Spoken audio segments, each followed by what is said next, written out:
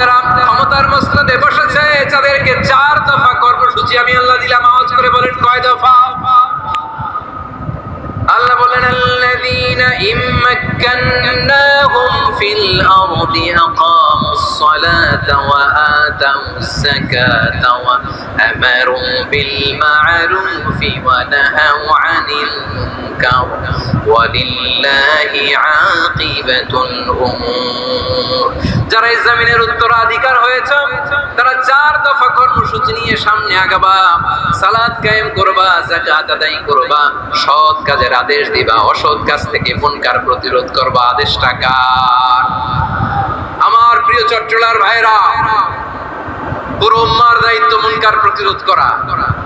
সরকার প্রধানের দায়িত্ব মুনকার প্রতিরোধ করা। এরপর আল্লাহ বলেন প্রতিটা ফ্যামিলির যিনি প্রধান সিইও বাবা, প্রত্যেক বাবারও দায়িত্ব এই মুনকার প্রতিরোধ করা। আওয়াজ করে বলেন ঠিক কি না? যেমনটি সাইয়েদনা লুকমান আলাইহিস সালাম ওনার কলিজার টুকরা সন্তানকে আদেশ করেছেন, ইয়া বুনাইয়া আকিমিস সালাতা ওয়া'মুর বিল মা'রুফি ওয়ানহা আনিল মুনকার। পড়েন সুবহানাল্লাহ। বাবা ছেলেকে সবক দিচ্ছে। লুকমান আলাইহিস সালাম ছেলেকে বলতেছে, ওরে আমার কলিজার টুকরা সন্তান, ওরে আমার বাছা, নামাজ কায়েম করবা, সৎ কাজের আদেশ দিবা, আর মুনকার প্রতিরোধ করবা। অসৎ কাজ, সমাজ থেকে খারাপ কাজকে ছেটে বিদায় করে দিবা। তাহলে দেখেন আমি স্টেপ বাই স্টেপ না, পুরো উম্মার দায়িত্ব। জমিনের উত্তরাধিকারী আল্লাহ যাদেরকে বানিয়েছেন সরকার, তাদের দায়িত্ব। প্রতিটি ফ্যামিলির প্রধানের দায়িত্ব। এরপরে বিশ্বনবী বলেন সচেতন প্রতিটি মুসলিমের দায়িত্ব সমাজ থেকে মুনকারকে উৎখাত করা। বিশ্বনবী বলেছেন, মান রাআ মিনকুম মুনকারান ফালিয়ুগাইয়িরহু বিয়াদিহি فإن لم يستطع فبلسانه وإن لم يستطع فبقلبه وذلك أضعف الإيمان। সমাজে যে মুনকার দেখবে, খারাপ কাজ দেখবে, সেজন্য হাত দিয়ে সেটাকে থামায়। আমার প্রিয় ভাইরা, না থামালে আমরাই ডুববো শেষমেশ। আমাদের বাঁচার জন্য হলেও থামাইতে হবে। রব্বুল আলামিন বলেন, ওয়াত্তাকু ফিতনাতাল লা তুসিবান্নাল্লাযীনা যালামু মিনকুম খাসসা।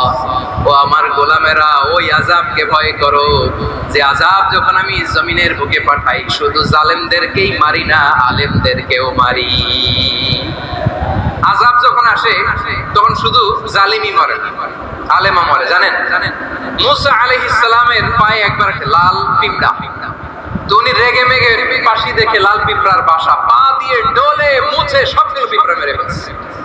এই ঘটনাটা আল্লাহ ঘটিয়েছেন। এজন্য মুসা আলাইহিস সালাম ছিলেন কালিমুল্লাহ, সরাসরি আল্লাহর সাথে কথা বলতেন। তিনি আল্লাহকে জিজ্ঞেস করেছিলেন, আল্লাহ তুমি যখন কোন জনপদে আযাব পাঠাও, শাস্তি দাও, ওখানকার শুধু জালেমরাই তো মরে না, ভালো মানুষগুলোও মরে, তো আযাব দিবা মুশরিকদের উপর দিবা, অবাধ্যদের উপর দিবা, ভালো মানুষগুলোরে মারো কেন? আল্লাহ বললেন, মুসা তোমার যে কামড় দিছিল পায়ের মধ্যে পিঁপড়া, কয়টা পিঁপড়া? একটা পিঁপড়া, তো সবগুলারে মারলা কেন? রেগে মেগে পুরো পিঁপড়ার বাসা ভেঙে মেসাকার করলা কেন? আমি যখন অ্যাকশনে যাই, আমি যখন শাস্তি দেই, তখন এত বাস বিচার করা হয় না, বাস বিচার করা যায় না। যখন অ্যাকশনে যাওয়া হয় ওইটা ডাইরেক্ট অ্যাকশন হয়ে যায়। চিল্লায় বলো ঠিক কি না? এজন্য আমাদের বাঁচার জন্য হলেও এই পাপ থামাতে হবে, এই শয়তানের অট্টহাসি থামাতে হবে, অন্যায় অপরাধ সমাজ থেকে আমাদের থামাতে হবে। কারণ আযাব আসলে ওরাও মরবে, আমরাও মরবো। একটা জাহাজ 2 তলা, আপনি আছেন 2য় তলায়। নিচের তলার কিছু লোক জাহাজের তলা ছিদ্র করতে আরম্ভ করছে। কি ছিদ্র করতেছে? আচ্ছা, জাহাজের তলা ছিদ্র করলে তলা দিয়ে কি ঢুকে? এখন আপনি যদি বলেন আমার কি, আমি তো 2 তলায়, আমি তো ভালো আছি, ওরা ছিদ্র করে ওরা মরবে। আসলে কি শুধু ওরা মরবে?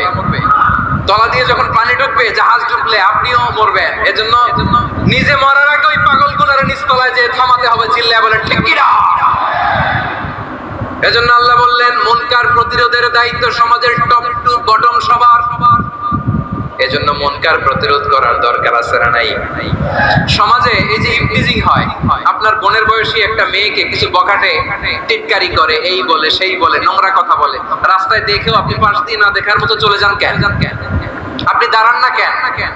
আপনি দাঁড়ালেই তো থেমে যাবে, কারণ সত্যের যে শক্তি তার সামনে মিথ্যা মুখ থুবড়ে পড়ে। আপনার সামনেও কিছুই না, নাথিং। আপনি দাঁড়ান। ওকে প্রশ্ন করে যে আমার বোনকে তুমি ডিস্টার্ব করো কেন? আপনাকে দেখে আরো 5 জন দাঁড়াবে, 5 জনকে দেখে আরো 10 জন দাঁড়াবে। আমাদের নীরবতা আর আমাদের নিশ্চুপ থাকাই জালিমদেরকে আরো শক্তিশালী জালিম বানিয়েছে। এজন্য মুনকার প্রতিরোধের দায়িত্ব আমাদের সবার। টেন্ডারবাজি, চাঁদাবাজি, দুর্নীতি, অপরাধ, দখলদারিত্ব, মজুদদারি, এগুলো সব কিছু একসাথে প্রতিরোধ করতে হবে, ঠিক কিনা বলেন? একটা মানবিক সমাজ যদি চাই, প্রতিরোধ করতে হবে। প্রিয় ভাইয়েরা, আল্লাহর শপথ নিয়ে বলি, এই নাসিহাত গুলো সবার জন্য, সব দলের জন্য, সব মতের মানুষের জন্য।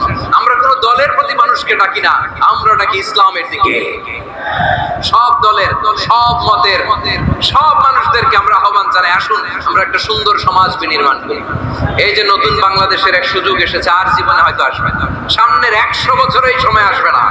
আসুন দেশটাকে আমরা সাজাই, আসুন আমরা দুর্নীতি বন্ধ করি, আসুন আমরা চাঁদাবাজি বন্ধ করি, আসুন আমরা দখলদারিত্ব বন্ধ করি, আসুন আমরা এক দল আরেক দলকে নিশ্চিহ্ন করার যে রাজনীতি, এটা বন্ধ করি।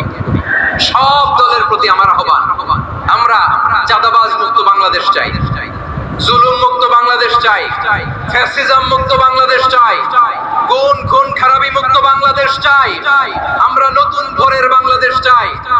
ওই বাংলাদেশ পাওয়ার জন্য মুনকার প্রতিরোধে, অন্যায় প্রতিরোধে যদি বাঘের বাচ্চার মতো, আবু সাঈদের মতো 2 হাত উঁচু করে, বুককে টান টান করে প্রসারিত করে দাঁড়াতে হয়, রাজি আছে মুসলমান?